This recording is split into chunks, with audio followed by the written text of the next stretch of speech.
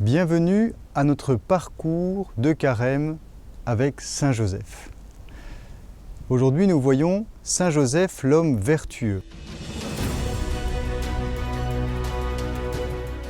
La tradition, particulièrement Saint François de Sales, a développé ces trois vertus principales de Saint Joseph, l'humilité, la fidélité et la chasteté.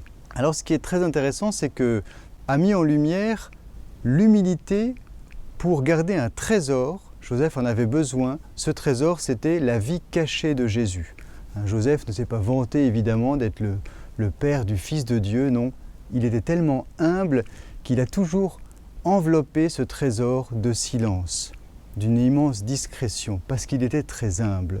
Voilà, donc ce premier trésor dont Saint Joseph était gardien, c'était le mystère de l'incarnation.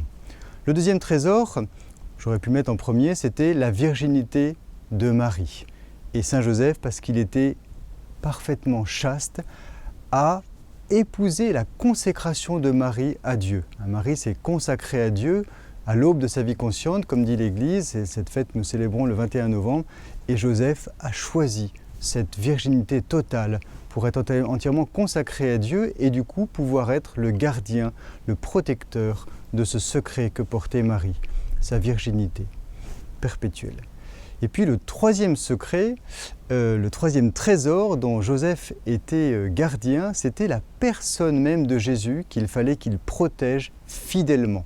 Et le bon Dieu avait besoin de quelqu'un de sûr, de quelqu'un d'extrêmement vigilant, de quelqu'un de fidèle. Alors c'était Saint Joseph. La fidélité de Saint Joseph a permis à Dieu de pouvoir vraiment lui confier la personne, le trésor que représentait Jésus.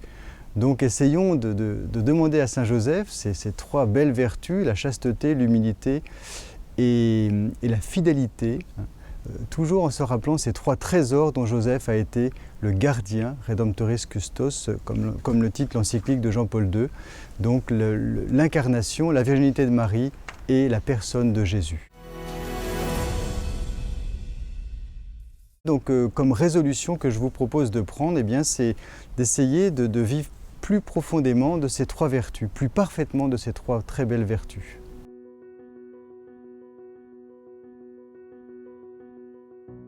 Au nom du Père et du Fils et du Saint-Esprit. Amen. Salut, gardien du Rédempteur, époux de la Vierge Marie. À toi, Dieu a confié son Fils. En toi, Marie a remis sa confiance. Avec toi, le Christ est devenu homme.